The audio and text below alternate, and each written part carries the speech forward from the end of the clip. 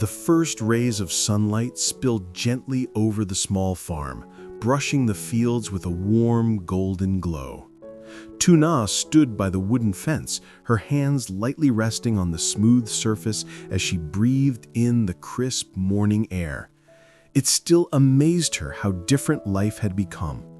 Just a year ago, everything had been chaos, uncertainty, judgment, pressure from families, and the fragile love she shared with Alex hanging by a thread.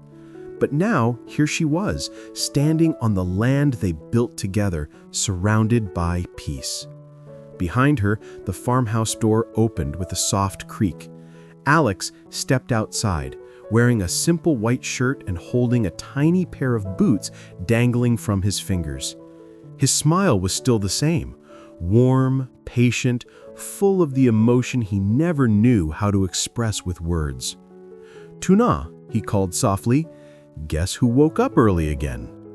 Before she could answer, a small giggle echoed from behind him. Little Henny, their 1-year-old daughter, peeked out from Alex's shoulder. Her dark hair stuck up in all directions, and her chubby hands reached forward, eager to explore the world. Tuna's heart melted instantly. Alex walked toward her, placing Henny gently into her arms. The baby squealed with joy, tapping her mother's cheeks as if greeting her with her usual morning ritual.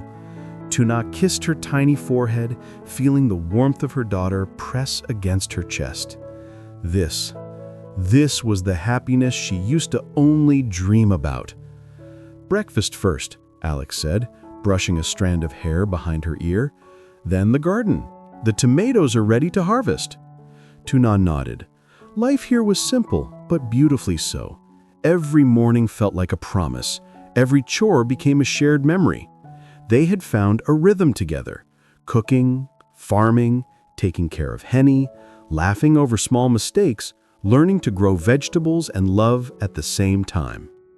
As they walked back toward the house, Henny stretched her small arms out toward the sunlight, giggling at the dust particles floating in the air. The sound of her laughter blended with the peaceful hum of the countryside. Tuna glanced at Alex, and Alex looked back with the same expression of quiet devotion. After everything they had endured, they were finally living a life made of softness, healing, and real love. A life worth holding on to. The morning sun rose higher, casting long shadows across the fields, as Tuna placed Henny into her small wooden high chair near the kitchen window. The baby kicked her legs excitedly, watching a butterfly land on the glass as if it were performing just for her. Alex moved around the kitchen with calm familiarity, preparing their breakfast: fresh eggs, warm bread, and a bowl of sliced fruit from their own garden. Tuna loved watching him like this. He wasn't the cold, distant CEO she had first met. Life on the farm had softened him in ways she never expected. Here, Alex laughed more, spoke more gently, and allowed himself to simply be human. He'd burn toast sometimes, forgot where he put his tools, and, more often than not, let Henny pull at his hair without protest. This was the Alex only she and Henny knew. As they sat around the small wooden table, Alex fed Henny a spoonful of mashed banana.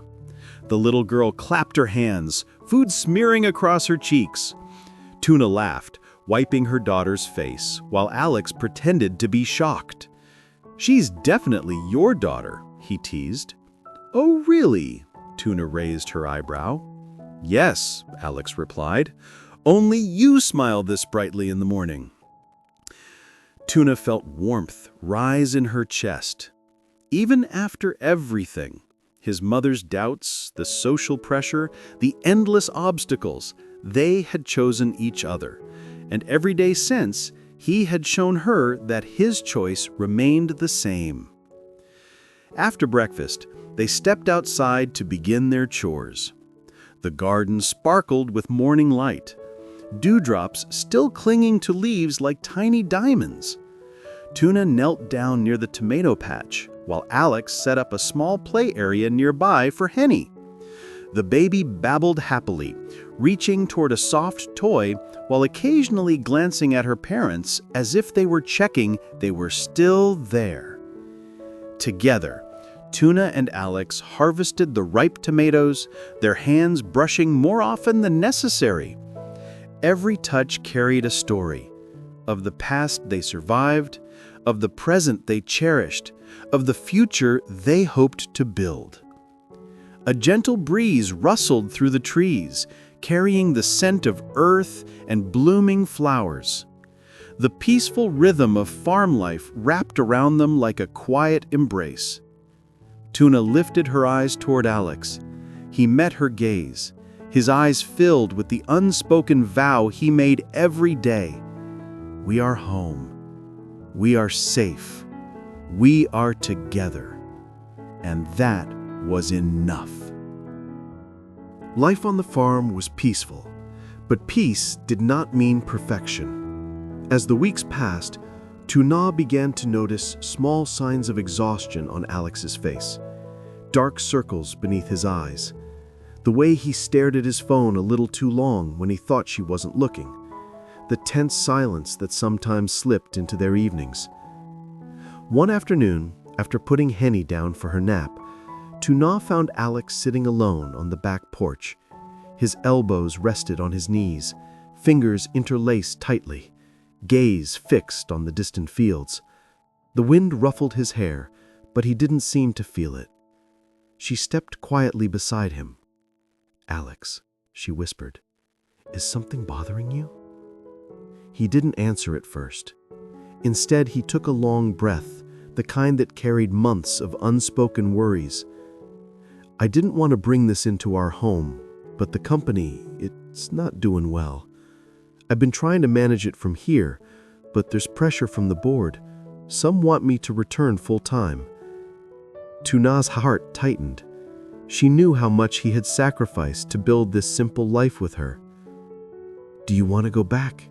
she asked softly. Alex looked at her, eyes heavy. "I want to stay, with you, with Henny, but I also want to protect our future." The conflict in his voice cut deeper than any business problem ever could. He wasn't choosing between career and peace. He was choosing between two versions of himself. Tuna sat beside him and rested her head on his shoulder. "You don't have to carry everything alone," she murmured. "This farm, this life, we built it together. If you need to face something, we'll face it together too." Alex closed his eyes, letting her words settle like warm sunlight on winter skin. "I'm afraid," he admitted, voice almost breaking. "What if going back drags me into who I used to be? What if I lose this? Lose us?" Tuna reached for his hand, intertwining their fingers. "You won't lose us, not unless you walk away on purpose, and I know you won't." Silence surrounded them, but it wasn't heavy anymore. It was understanding. It was love in its quietest form. From inside the house, Henny began to cry softly, waking from her nap.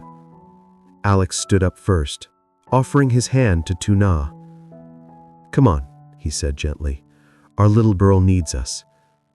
And just like that, the world felt lighter, because whatever challenges came next, they would meet them as a family. Spring arrived quietly, painting the farm with soft greens and new life. The apple trees bloomed again, and the chickens wandered freely across the yard, while little Henny toddled behind them with joyful squeals.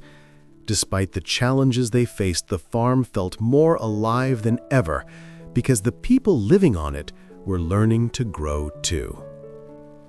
After weeks of long conversations, late-night planning, and honest reflection, Alex finally made his decision. One morning, he placed his laptop on the table, opened a blank document, and began typing his resignation letter. Tuna watched him from the doorway of the kitchen, holding Henny on her hip. Alex's fingers paused once, twice, almost trembling, as if his old life were still trying to pull him back. But then he clicked send. He exhaled deeply, as though setting down a weight he had carried for years. Tuna walked over, placed Henny gently into his lap, and wrapped her arms around both of them. "You did it," she whispered.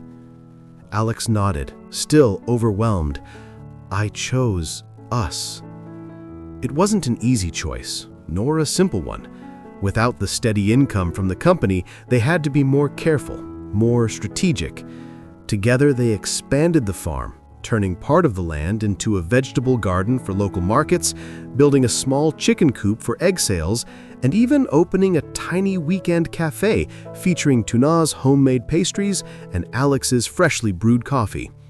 People from nearby towns visited out of curiosity, and they kept coming back because the place felt warm, honest, real, like a piece of peace people could breathe in. Henny, now learning her first words, became the unofficial greeter of the farm, waddling around and bringing smiles to everyone who visited. One sunset, as the sky turned pink and gold, Alex stood with his arm around Tuna, watching their daughter chase fireflies. "Do you ever miss your old life?" Tuna asked gently. Alex thought for a moment. "I miss some parts," he admitted, "but I've never felt more myself than I do here. With you, with her, with this land. The world expected me to be a CEO, but this is the first time I've lived for my own happiness." Tuna rested her head on his chest, feeling his heartbeat steady and sure. Their life wasn't perfect. It wasn't glamorous, but it was theirs, built with love, work, sacrifice, and laughter. And in the quiet embrace of their little farm, they finally found the kind of happiness no title or wealth could ever compete with.